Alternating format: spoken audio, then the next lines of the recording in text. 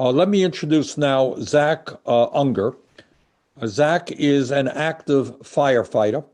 He is president of the Oakland Firefighters Union, IAFF, Local 55 in California, and he is the author of Working Fire, The Making of a Fireman.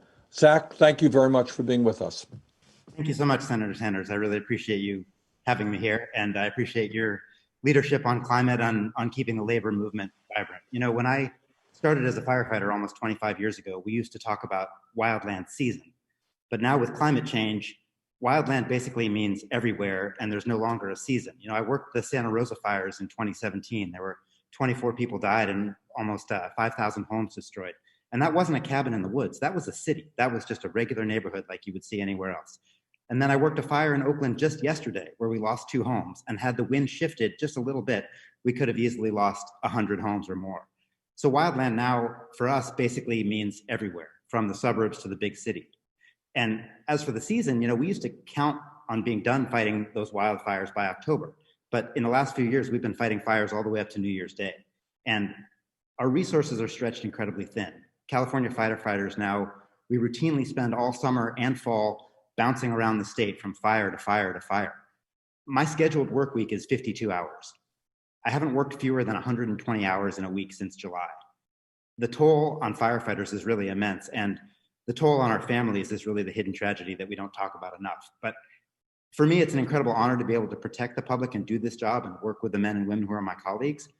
But the job is growing unsustainably more dangerous every year because of climate change.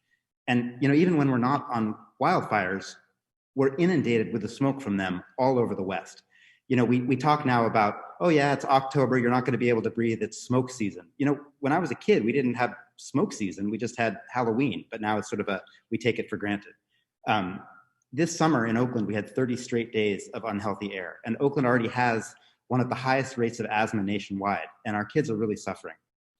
With these wildfires, we also have blackouts, both planned and unplanned. And you think of the elderly for 6 days in the heat of the summer and this oppressive smoke. We have a generator at my firehouse, and last summer we had a line of people trying to charge up their breathing machines and batteries for their diabetes insulin pumps. It looked like a field hospital in there. I've had my own members lose their homes. I've had my members lose their homes while they're busy fighting fires to save other people's homes. The workload has increased, the hazard has increased, the toll on our working men and women is really at a breaking point. And it's hard to believe that it's just going to keep getting hotter, that the wildfire zone is going to get bigger, and that the season is going to keep getting longer. And you know, I just want to end here by asking everyone on this call to send their love to our brothers in Orange County. We had 2 brave young men who were overtaken by a wildfire just a few days ago.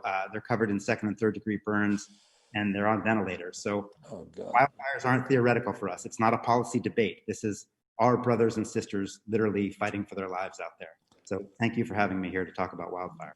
Well, Zac, you know, you've kind of left me speechless here, and certainly we send our love and our prayers to your 2 fellow firefighters, and want to thank you and firefighters all over this country for every day putting their lives on the line to try to save our lives and our property.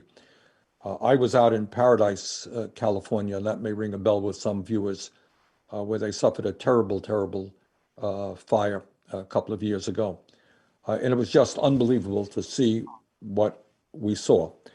But Zac, thank you again, and thank you to your colleagues. As